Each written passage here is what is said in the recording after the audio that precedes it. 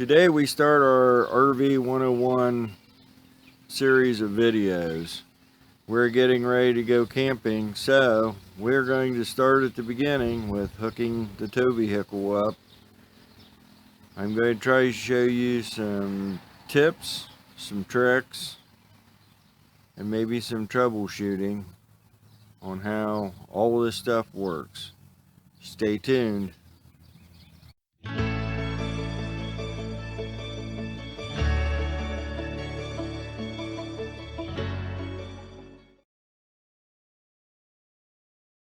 So the first thing that I like to do before I start to hook up is I like to take white lithium grease and I like to spray a little bit on the underneath of the back side of the ball,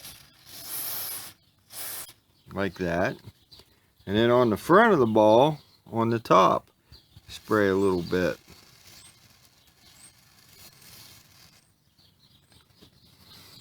That will help lubricate the coupler as you're driving down the road making turns and stuff. So the first thing you want to make sure of is that you have the handle unlatched on the coupler. Now you want to visualize this because your ball is right here. So once you start to lower the trailer down on this part of the ball should disappear up into the coupling. The reason I point that out is I'm going to show you what sometimes happens when you are trying to hook up the camper. Okay, so what happens is the jaw on the coupler is not positioned correctly, so it actually sits on top of the ball.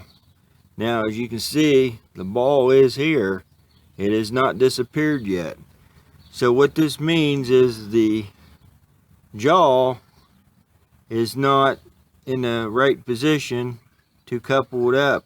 At this point, jack it back up and make sure that the jaw is open.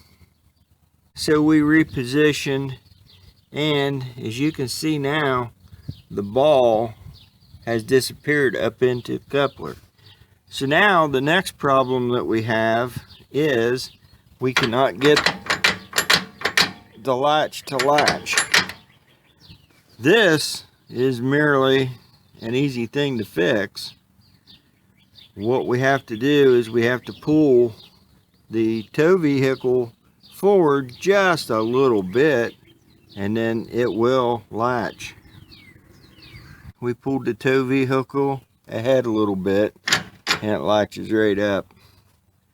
Now next thing is you want to put a pin through the hole in the latch, and what this does is if you hit a bump going down the road, it will keep the handle from coming unlocked.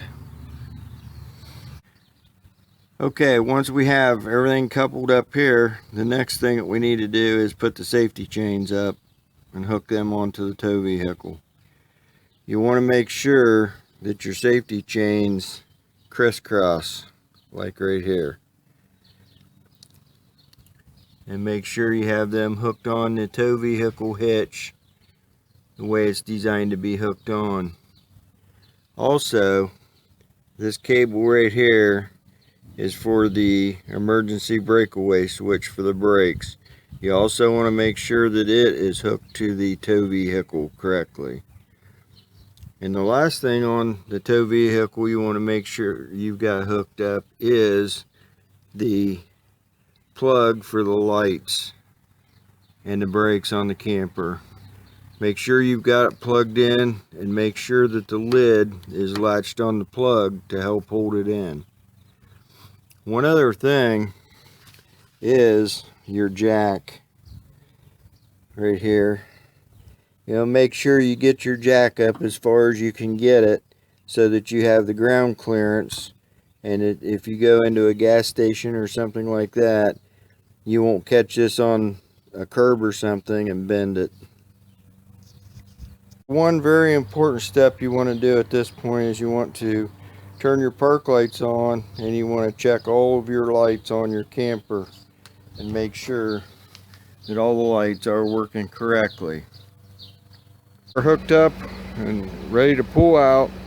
We want to do a quick walk around of the trailer, look at everything, and make sure that everything is fastened up, locked, or shut, or whatever. It's a good idea to lock your storage compartments so they don't bounce open going down the road, and also lock the deadbolt on the door to keep the door from coming open going down the road.